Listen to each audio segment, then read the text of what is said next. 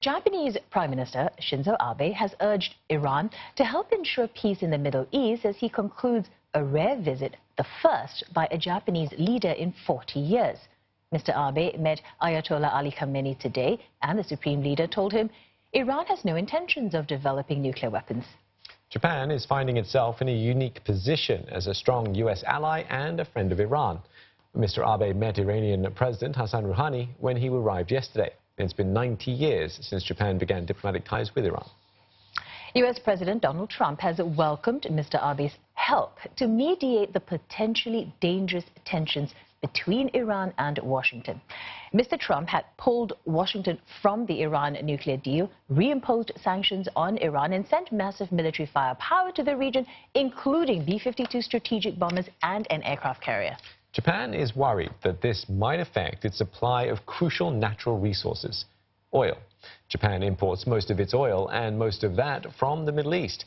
Already it has had to stop the flow of oil from Iran to comply with U.S. sanctions.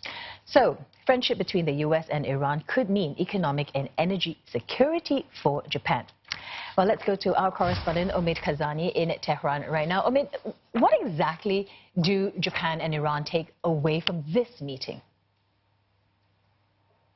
Well, for Japan, it's obvious that it's the energy security because, as you know, the Persian Gulf is the passageway for 90% of Japan's imports. And in a broader perspective, the energy security is closely tied to the Persian Gulf security because 26 million barrels a day of oil passes through the Persian Gulf.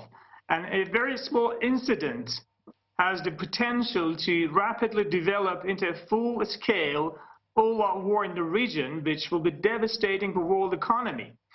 For Iran, it is important to have a good friends in the global arena. For example, in the past, Iran had relied on neighbors like Oman to open up backstage channels with the United States. For example, current levels of hostility in the region is quite dangerous. Currently, there is no hotline, emergency hotline between Iran and the United States, despite the massive military buildup by the United States, which is quite dangerous. I think Mr. Abe's visit could open up that backstage channel and, more importantly, an emergency hotline.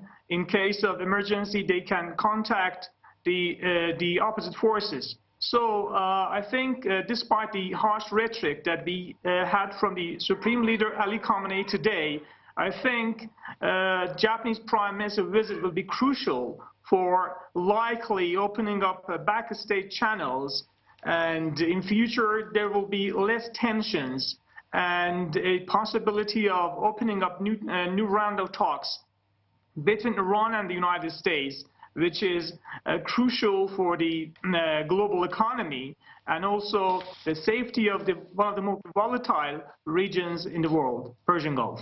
All right, thanks for that. Our correspondent Omid Kazani speaking to us from Tehran.